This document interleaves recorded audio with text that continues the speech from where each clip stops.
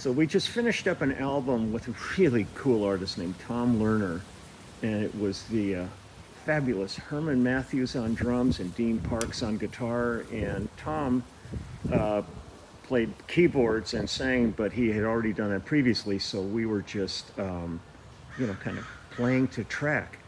And I came outside here, and this is the engineer's house. He has a fabulous studio here. And I came outside, and who do I come across but the incredible Herman Matthews? I love you, Herman. I love you with all my heart. Oh man, come on. As we were talking earlier, we wish that all of the sessions could be this way, this organized, and then with the players. I mean, come on. Tell me about you. No, the first time we played was Richard Marx, wasn't it? So Richard Marx, I have a great story about that. First time we played, Richard put together this band. I guess I don't know, at that particular time it was supposed to be his last record. Yeah. And put together this band for this tour. And you were playing bass, and much to my surprise. And of course everyone knows, from Billy Cobham to everyone else's album you've played on. And so I'm sitting there, and I tell this story to kids about who should be leading, or, you take control of some grooves and tempos and things of that nature. So out of the respect for you, or for the Leland Sklar, whoever she is, I'm sitting here and I'm playing, and we're playing a ballad, and and I play on the backside of things, and so here we are, we're playing, and Leland is actually respecting me, so he's playing on the backside, I'm playing on the backside, and the next thing you know, it's a dirge that we're playing here, and which. And that said a lot about Leland, because, he had never worked with me before, but the reason why he works with drummers so well, he was respecting my lope and where I put things. So I had to, okay, all right, now let's take control. Let's take control of tempo and all. But since then, and everything that we've worked on, including my record, has which been, I love dearly. You are a bad puppy. Well. You are just a naughty boy. You know what? I have opportunities to do things, and those things. You know how it is when you're scared of doing things, you just jump right in and do it. Yeah. And with your help, and with Dean's help, and Ivan Neville, and Charlie Drayden, and all the people that were involved with the record. You put a great team together. It turned out to be something really nice, and I thank you. I can't thank you enough for that. And I recommend everybody buy this album. Give it the title. The title is Home at Last. But dig this. It was recorded like in '06. Yeah. But the thing is, I have more music. I just have to find a way of putting it all together again and making it happen. So, but it'll happen. It'll happen. It will happen. I'll be there for you if you need me at all. Lee. Right. See you in a second. That'd be great. So where are you from originally? I'm originally from Houston, Texas. Okay. Started playing drums at a very young age in elementary school. And you know the whole story. Beating on the desk, and my first grade teacher literally picked me up by the collar and dragged me into the music room and said, he wants to play drums.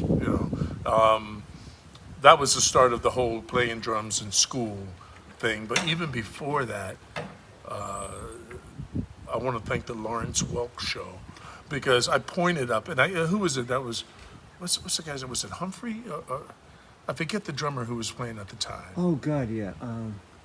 He always had the best musicians on that show. Amazing, Yeah. And I said, I want to play that, and I was like, 6 years old. See, my start was the Liberace show. Oh, okay, yeah. So I totally get that. Yeah, I'm sitting there going, wow, it was so cool. Yeah. And I never really ever wanted to be that drummer whose name was on the marquee. I always dug the guys who were, playing on the shows or playing in the pit, when I would go see your plays. Yeah. So, at an early age, I really loved Al Jackson Jr. And then, Earl Palmer. Yeah. And when Earl came to, later on, when Earl came to LA, he was that guy that was like the most prepared for every session he ever did. So I always wanted to be that kind of guy, you know. It's something to aspire to. Oh man, you know. So, but you know, Texas, you know, I played there and learned the ways of Texas and playing the hump and the whole thing with the Crusaders and playing a shuffle and all of those things. But I started playing with my uncle had a blues trio. It was my nephew, or I'm sorry, his nephew, my cousin, and I was playing drums, and we played in what my mother would call juke joints. And literally, it looked like someone's house. And they had maybe a pool table over here, but a lot of kitchen tables where everyone played cards and dominoes and things of that nature, Yeah. drinking Falstaff beer. Yeah. So, you know, that was the start. And I mean, literally played 5-6 nights a week just playing the blues, you know. Later, I come to find out, I'm sure he hired us, or he had us in the band because we had to move that B3 and that Leslie for him. So, Those big yeah, boys. right, exactly. But that, you know, that's really Yeah. my story. And then, When did you come to LA? well, I was going to say, then, you know, I went to a high school called the High School for the Performing and Visual Arts. And so I was fortunate in a music upbringing that way. I also went to Interlock in Michigan. But HSPVA was one of those things where, you know, I was playing shows for like Engelbert Humperdinck and Andy Williams, you know, playing the percussion chair.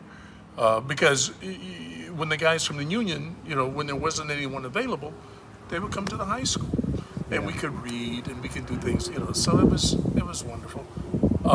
I came to LA in 1988 Okay. after. So I wanted to go to college. I had a scholarship to Berkeley. I had a scholarship to Indiana. Baker was the cat, and but also I had an offer to audition for the Airmen of Note. And so, you know, the whole big band thing, and I thought that's what I really wanted to do. And my band director, Bob Morgan, Doc, you know, we call him Doc.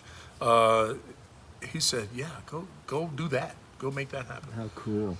I auditioned, but I did everything, but I didn't join the Air Force because I had a back problem that I didn't really know about, but I did. So I fell into the trap of working with great musicians and making good money back then. And when I say good money, you got to understand, you know, making $550, $600 a week, where your rent was $225 a month. Yeah. You know, people thought I was crazy that I wanted to move out to LA, which I eventually did in 1988. That's cool. I'm glad you did. It was a blessing. It was. And then from there, things kind of started working. My second night in town, I played the baked potato for 2 nights, and then everything kind of took off from there. So I was fortunate. Well, I'll tell you, I feel really fortunate that we've had time to play together. Oh, man. You know, you make it easy.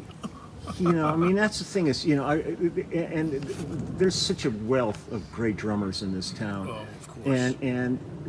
But there's a small amount that when you sit down, it's like you just found those old slippers in the back of the closet, and you just put those on, you go, oh yeah, this feels good. The only thing I have to fall back on, or what I say that I'm proud of, is my field.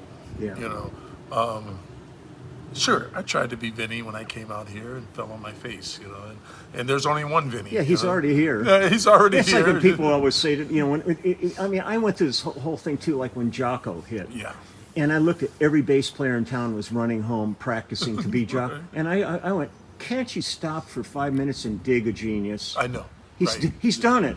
I You know, I mean, if somebody says to me on a session, do something like a Jocko thing, you know, I mean, I can maybe bullshit a taste of it, but I'm kind of going, the dude, I know. they call him Jocko because he was that. Exactly. And, or be McCartney or any of that, I you know, know. I would rather be me. Of course. And if I don't work for them, you know, then, you know, tough shit. But that's the thing, though. You work for everybody.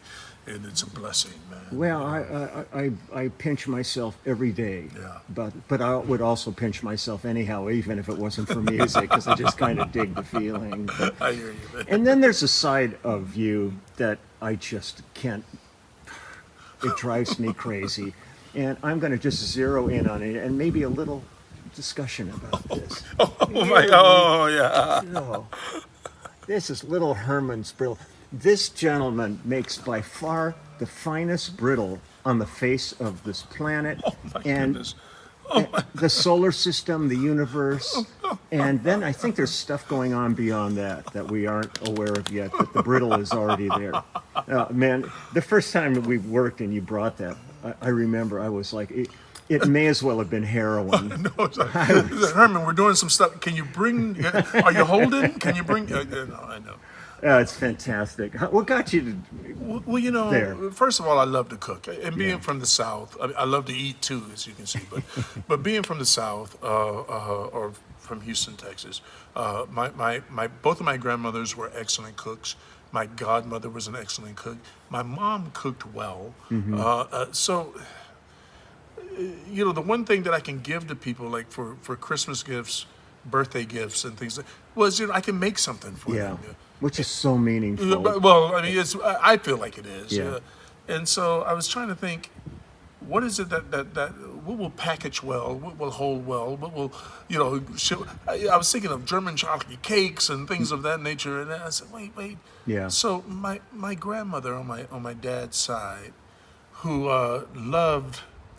You know, you remember Sears and Roebuck and Wards and Montgomery Wards and places like that. And in the center aisle, they had roasted cashews, they had peanuts, they had popcorn, and in some places they had peanut brittle. And in Houston, they had peanut brittle. And I remember my grandmother loving the peanut brittle. So kind of taking that in mind, I started making peanut brittle and having her taste it. Yeah. You dig, you know?